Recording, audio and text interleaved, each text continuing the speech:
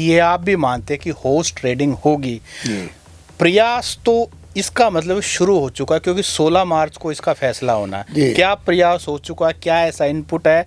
BJP की एक theory है, क्या यूज एंड थ्रो, इस्तेमाल करो, आम को चूसो और गुठली को फेंक दो। अब चौधरी भाई सिंह मेरे तो अजीज हैं, वो रोज बयान दे रहे हैं क्या कि ये चौधरी भूपेंद्र सिंह हुड्डा ये बीजेपी की बी टीम है। ये तो पता लग जाएगा, ये तो पता लग जाएगा, उनके 2 एमएलए हैं इनेलो के, ये पता लग जाएगा कि वोट किधर जाते हैं, क्योंकि वो कांग्रेस के भी खिलाफ है और बीजेपी के भी खिलाफ है। तो वोट जिधर जाएंगे वो पता लग जाएगा कि मेरे राजनीतिक कैरियर में ये पहला वक़्वा है कि जो हमने इल्ज़ाम लगाया है, राहुल जी ने इल्ज़ाम लगाया है कि वोट चोर गद्दी छोड़, ये क्या है? ये this is a naked dance. एक प्रजातंत्र के अंदर हमारे 37 एमएलए इलेक्टेड हैं और जो लीडर ऑफ द पार्टी हैं वो चौधरी भूपेंद्र सिंह हुड्डा हैं, और राज्यसभा की एक सीट उनको जानी स्वाभाविक है, एक हमें आनी स्वाभाविक है, 31 चाहिए। ये सबसे पहली बार मैं समझता हूँ राहुल जी ने अच्छा डिसीजन लिया है कि कार्यकर्ता को टिकट दी है, एक जमीन से जुड़े हुए आदमी को टिकट दी है, जिस आदमी के ऊपर कोई इल्जाम नहीं है, एक दलित को टिकट दी है, तो उसका बनना स्वाभाविक है। नमस्कार, द हरियाणा टॉक्स में आपका स्वागत है। आज स्टूडियो में हमारे विशेष मेहमान हैं former home minister, senior Congress leader Shri Subhash Batra ji. Haryana में 2 सीटों का अभी फैसला होना है। कांग्रेस, बीजेपी और एक थर्ड इंडिपेंडेंट कैंडिडेट भी अभी पोल फ्रे में है। उसको लेकर कांग्रेस की क्या स्ट्रेटजी रहेगी, सारी बातों को लेकर के senior politician, senior Congress leader, former home minister Subhash Batra ji से जानेंगे। बत्रा साहब, आपका बहुत बहुत स्वागत।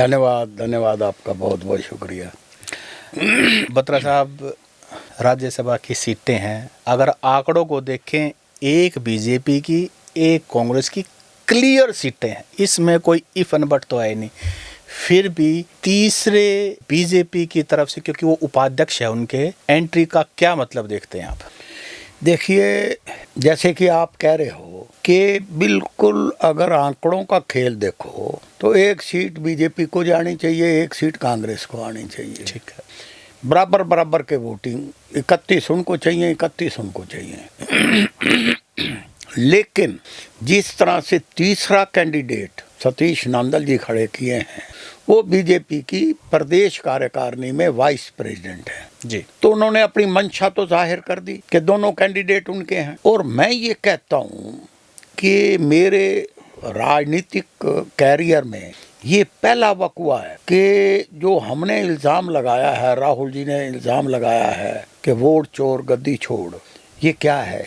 ये this is a naked dance. एक प्रजातंत्र के अंदर हमारे 37 एमएलए इलेक्टेड हैं और जो लीडर ऑफ द पार्टी हैं वो चौधरी भूपेंद्र सिंह हुड्डा हैं, और राज्यसभा की एक सीट उनको जानी स्वाभाविक है, एक हमें आनी स्वाभाविक है, 31 चाहिए।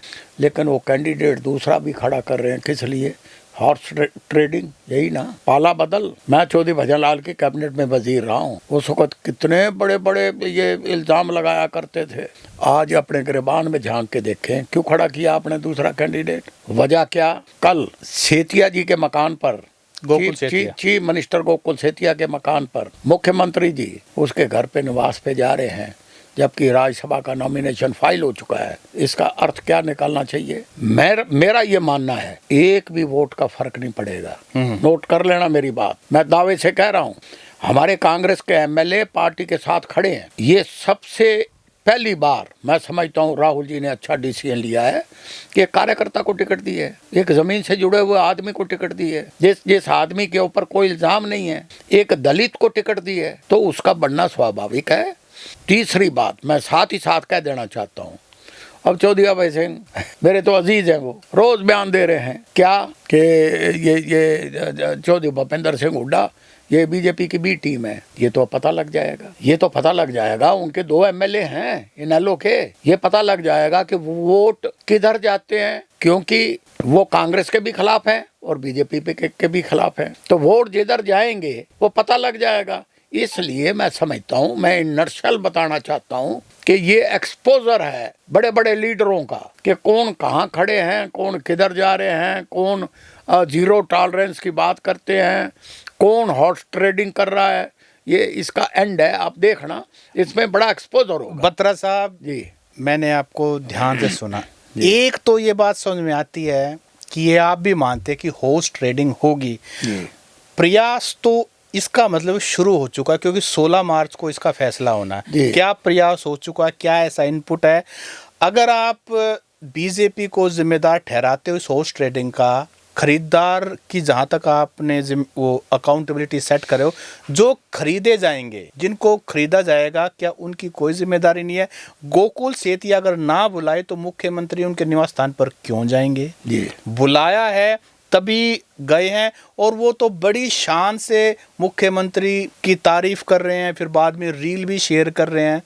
देखिए सत सिंह जी, ये समय बदल चुका है, परिस्थितियां बदली हुई हैं। अभी बीजेपी के 4 साल बाकी हैं और पावर गेम है, फिर से पावर गेम। तो मुख्यमंत्री को बुलाएंगे भी, मुख्यमंत्री जी जाएंगे भी, लेकिन रिजल्ट को प्रभावित नहीं कर पाएंगे। क्यों नहीं करेंगे?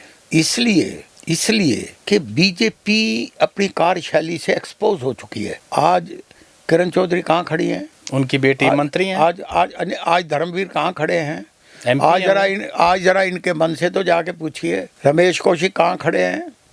आज राव इंद्रजीत की क्या पोजीशन है?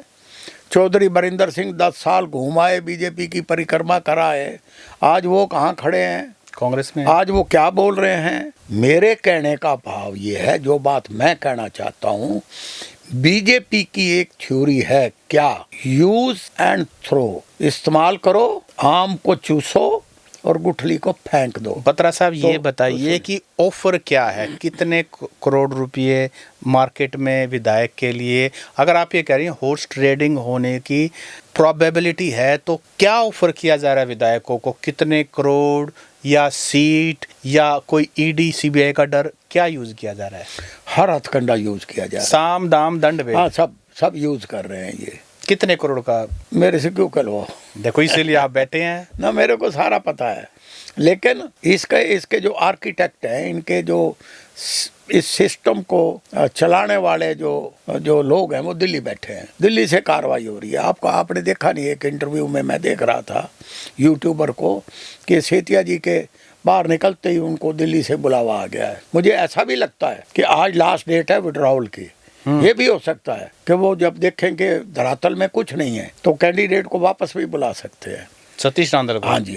लेकिन सतीश नांदल तो पूरे कॉन्फिडेंट है और बीजेपी भी पूरी कॉन्फिडेंट है, और ये बताया जा रहा है ये सतीश नांदल का इंटरेस्ट नहीं है। बीजेपी सेंट्रल लेवल पर इसको मैनेज कर रही है, वहीं से इनको फोन आया है, होली वाले दिन फोन आया है, और उसके बाद फिर ये सारी प्रक्रिया आगे बढ़ी है।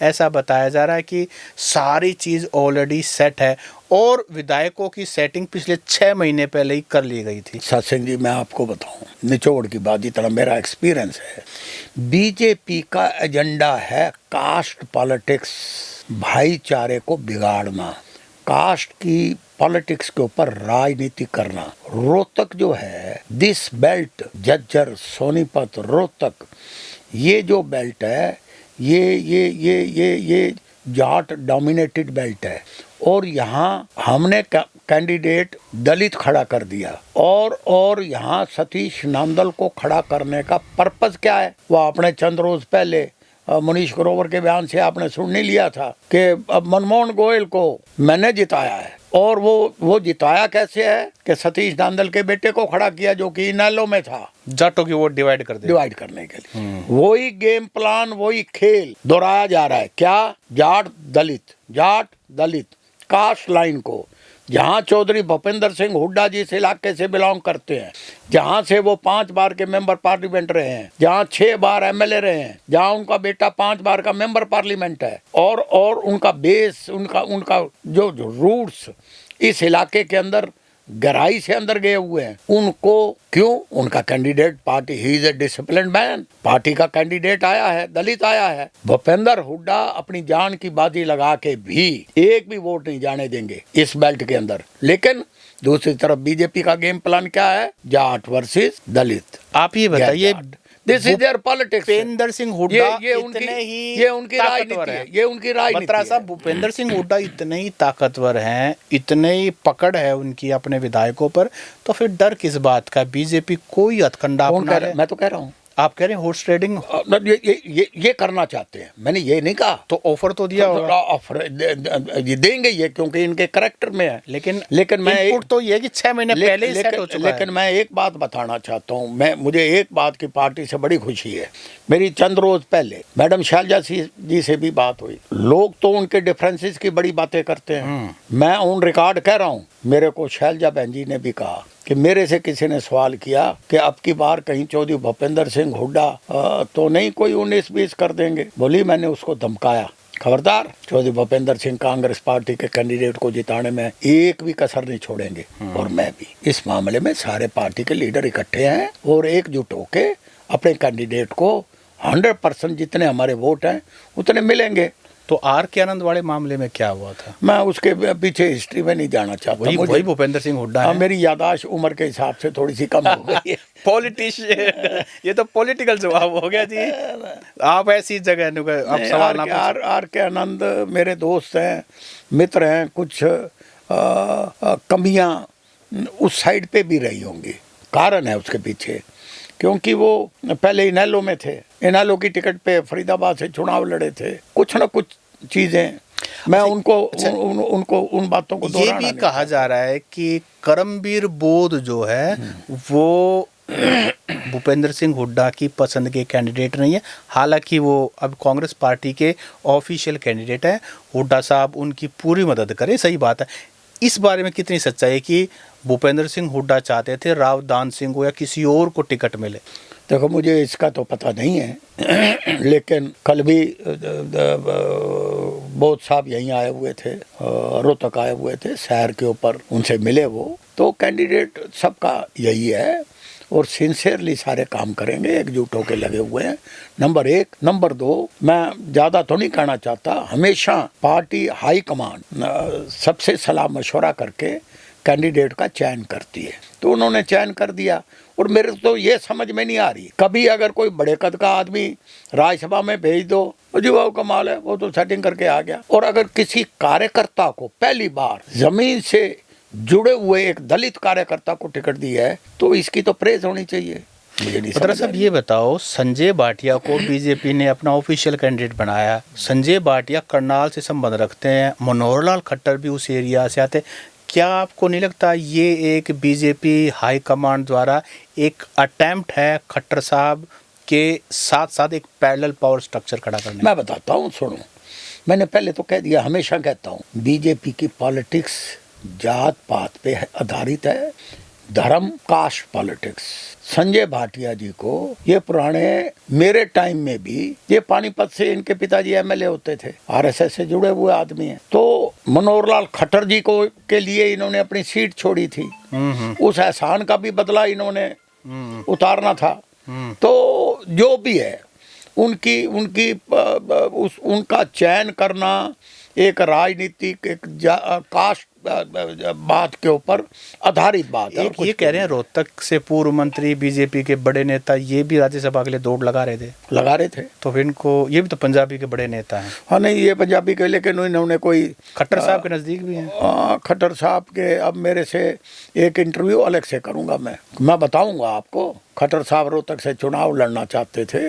अच्छा, हाँ जी, 2014 में। हाँ जी, चुनाव लड़ना चाहते थे और मेरे पास आए थे, पूछ लेना। मनोहर लाल जी खट्टर मेरे पास, मेरे मकान पे आए थे, बेशक मुनीश ग्रोवर से भी पूछ लेना। सुनो, आए थे, रोहतक से चुनाव लड़ना चाहते थे जी, रोहतक से।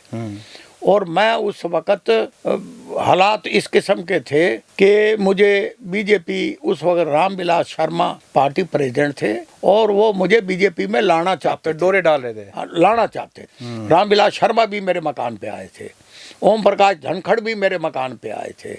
और जब खट्टर साहब को ये मालूम हुआ कि मैं बीजेपी में आ सकता हूँ, तो मुझे रोकने के लिए आए थे कि आप बड़े कद के लीडर हो, आप आ जाओगे, मैं यहाँ से चुनाव लड़ना चाहता हूँ। मैं अगला मुख्यमंत्री बनूंगा। मैंने उस वक्त कहा था, क्या मनीष ग्रोवर से आपने संपर्क कर लिया? क्या वो चुनाव नहीं लड़ेंगे? उन्होंने कहा हाँ, वो चुनाव नहीं लड़ेंगे। वो कहते हैं कि ठीक है, आप लड़ोगे तो मैं पीछे हट जाऊंगा। किस हालात में खट्टर साहब पीछे हटे, करनाल देना मनीष ग्रोवर चुनाव लड़े। मेरे मकान पे एक बार नहीं, 5 बार मेरे मकान पे आए। उसके बाद हम दिल्ली भी कई बार मिले। मेरे उनके साथ आज भी अच्छे संबंध है। मैं उनकी इज्जत करता हूँ, लेकिन जो बात मैं कह रहा हूँ, तथ्यों पे आधारित बात कह रहा हूँ। ये इनका गेम प्लान है और ये इनके मंसूबे पूरे नहीं होने वाले, और कांग्रेस का कैंडिडेट अपने पूरे बहुमत के साथ विजयी होगा। साथियों, आपको क्या लगता है? Former home minister Subhash Batra ji का कहना है कि बीजेपी द्वारा साम दाम दंड भेद सारी स्ट्रेटेजी लगाई जा रही है, लेकिन कांग्रेस अपनी पूरी शक्ति के साथ करमबीर बोध को राज्यसभा भेजकर ही मानेगी। आप कमेंट करके बताएं बत्रा साहब कितने सही हैं, और या आपको लगता है इसके अलावा कोई और भी स्वरूप हो सकता है? बत्रा साहब, आपने समय दिया, आपका बहुत धन्यवाद। बहुत बहुत शुक्रिया।